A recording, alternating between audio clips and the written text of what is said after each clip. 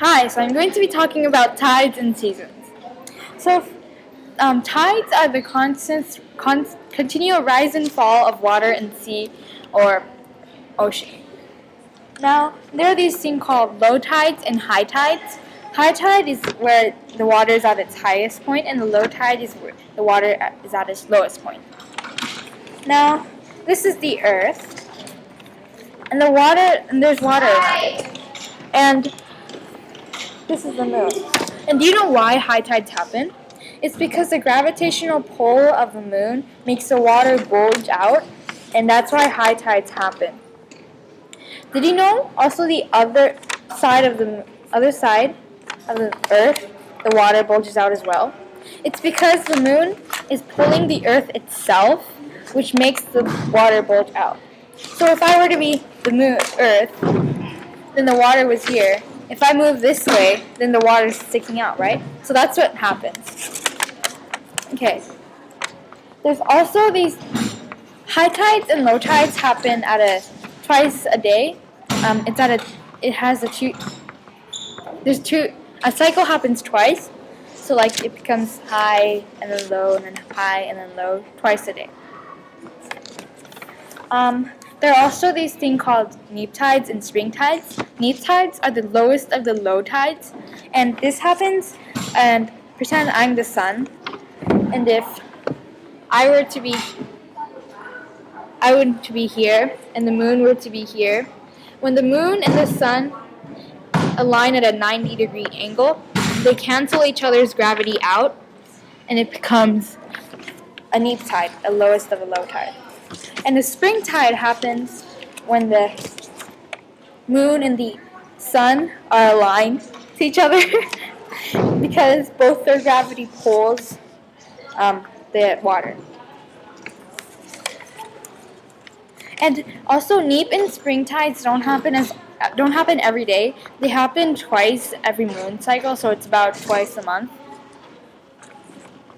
Okay, next I'm going to be talking about seasons. Now, have you ever wondered why the globe is at an angle? And it's at an angle of 23.5 degrees. This is because without this angle, we wouldn't have seasons. And the reason why is, so this is the Earth, right? I'm going to put it like this. This is the north hemisphere and the south hemisphere. Do you see now the north hemisphere? This is the equator. The north hemisphere is hitting the Earth's sunlight more than the southern hemisphere, and the days are longer and hotter, and we call that summer.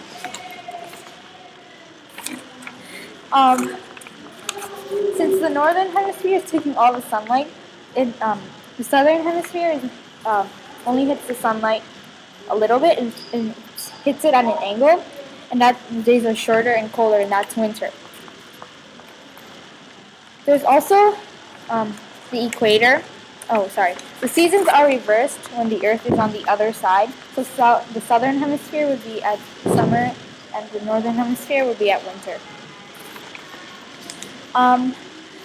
This is the equator, and this is the borderline of the north hemisphere and the south hemisphere, and that's where the tropical places are.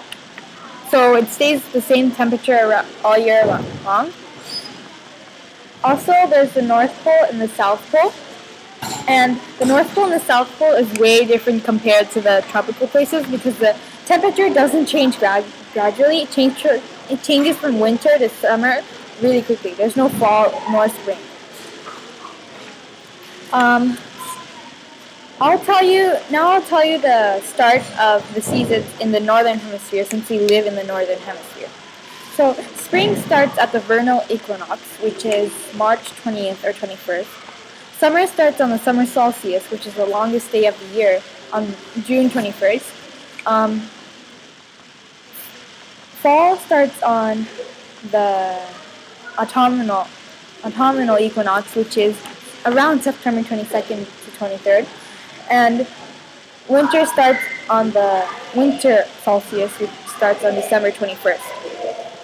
And also, the seasons switch from northern hemisphere to southern hemisphere, and they're totally different. So If northern hemisphere was at winter, then southern hemisphere would be at summer.